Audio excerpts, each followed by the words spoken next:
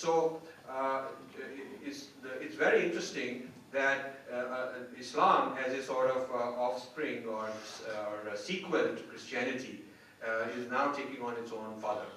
So it says we respect Jesus and we respect the prior prophets, and what they said is true, and we should certainly respect them, but our prophet is more recent and supersedes.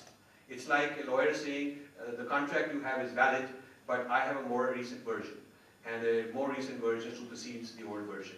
Not that your version is wrong, but my version is better because it's newer. So this is also the son taking on the father's own terms.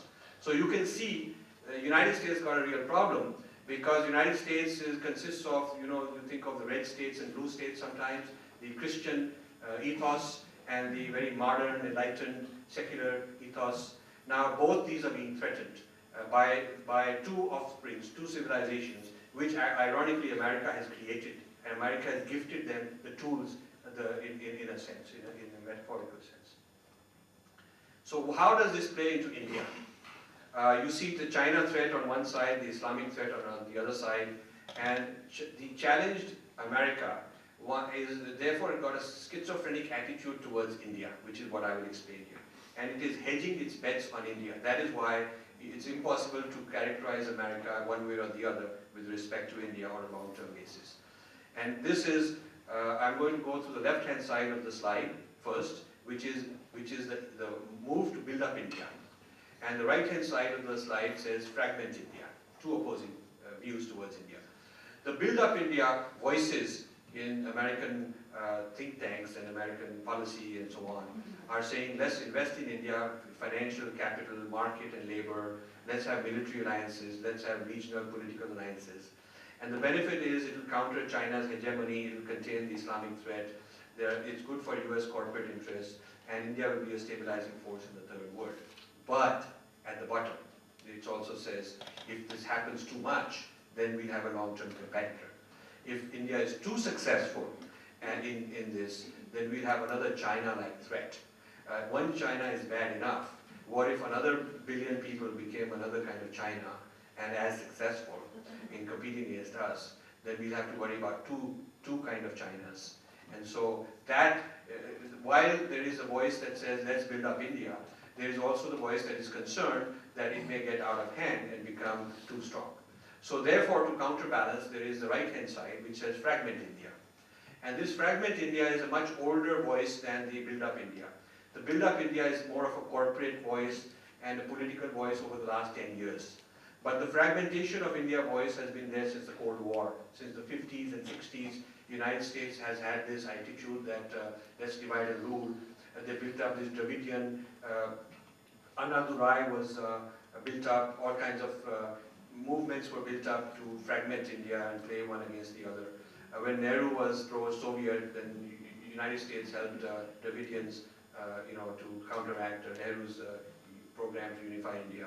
So the fragmentation of India is a very old policy, and it says exploit Dalits versus Brahmins, Dravidians versus so-called Aryans, women versus men, minorities versus Hindus.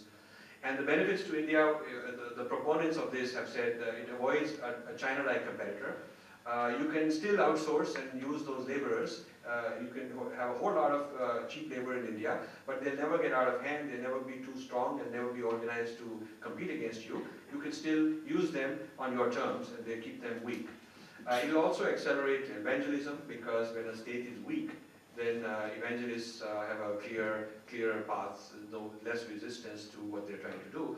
And what a great market for weapons exporters. Imagine if there's an army of Gujarat wants to buy tanks, and the army of Maharashtra wants to buy anti-tank missiles. What a great thing for the arms merchants. Their stock will go up if there's a disruption, and if the disruptive forces of Hegde become civil war, it will be good news for the weapons exporters. Now, the United States is also very concerned if this fragmentation of India happens. It's good to talk about, it's good to hedge your bets, it's good to plant some seeds and have some sleeper cells, but if it actually materializes, then it's the worst nightmare for the United States to have an anarchy or a chaos in India, which would be like Afghanistan, Pakistan, Iraq, and 10 times the size. It would be absolutely the worst thing, worst nightmare for the United States would be the fragmentation of India. So I call this the mother-in-law syndrome that the United States faces. Do I want the couple to be united and happy, or do I want them to fall apart? Well, if they're too united, then they don't listen to me. I don't have a voice. I can't bend, and I don't have a power. So I got to go in and meddle around and power and play one against the other and break apart, make some frictions. But then if they threaten they're going to divorce and go away, then I'm gone. I'm in trouble. So I kind of play between these two poles and don't want either pole to happen too much. So United States policy towards India, we keep vacillating between these two poles of build up India and fragment India. And I do not think that you can expect a very long-term stability either way. Now, I also have been studying for the past decade various US interventions in India. And this is a very simplified chart of how at the top is the United States, academy, government, church, funding agencies, how they work together. And they funnel money, influence, ideology, training, leadership training, all kinds of things down into the India. India receives it through the academy, journalists, funding agencies, church subsidiaries, NGOs, and so on. So this is a kind of an asymmetry because India doesn't do this up in the other direction. And the way this India is deconstructed by this is the side that is the fragment India camp in the United States. They look at India both through the secular lenses shown on the left and the biblical lenses shown on the right, and in between are the problems that they study. So the first building blocks are to study caste, minorities, women, and to keep showing that they have problems, they're being oppressed and civilization is bad. And then this feeds into a negative approach to Hinduism. And then the negative approach to Hinduism feeds a negative approach to Indian civilization. And finally at the top is a group of scholars who look at why India is not a valid nation state, what is wrong with it, and all its human rights problems and other kinds of problems. So this is a kind of a deconstruction of India template, if you will, which is quite commonly found in South Asian studies.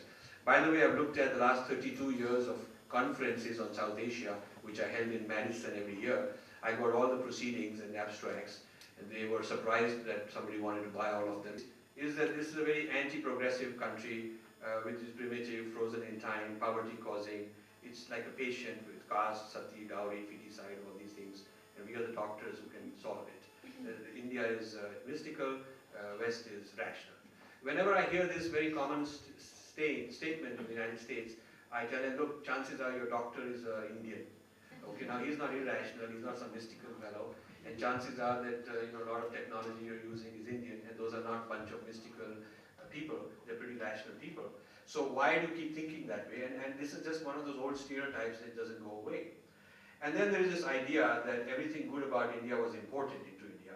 So the so-called Aryans brought Sanskrit, the Greeks brought philosophy and rational thought, Hinduism was a colonial construction in the British era, Indian culture was started by the Mughals with chicken tikka and sitar, and the British gave Indians a nation and a cricket team, and now we have to import our human rights from America. So everything we need, we should import. And I call this the invasion theory of India, which means if we want something, we should select who's the best invader, who will give it to us and invade, because then we don't have any selfhood, we do not have a civilization, we need to be invaded to have something of value. And this means we are doomed to dependency also.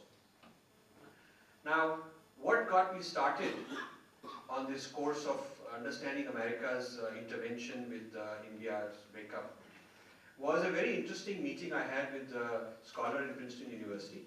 We were just sitting and having lunch, and he's just come back from India, and I said, what did you do in India? Oh, he said, oh, I went as part of the Afro-Dalit project. And I said, what is this Afro-Dalit project? He said, oh, Afro-Dalit project, I have been going to India, and we do youth empowerment and training and Afro-Dalit project. So I said, this is very fascinating, I never heard of such a thing. Can you tell me what it is? And he said, you know who the Dalits are? I said, yeah, who are they? He said, well, they are Africans, they are blacks of India, and the non-Dalits are the whites of India. And this is a black-white history of India, which is mirroring the black-white history in America. And the Afro-Dalit project is to educate our Dalit brothers that this is what you've been subject to. So this was amazing to me. So I went and did some Google searches and I started my project, this whole project.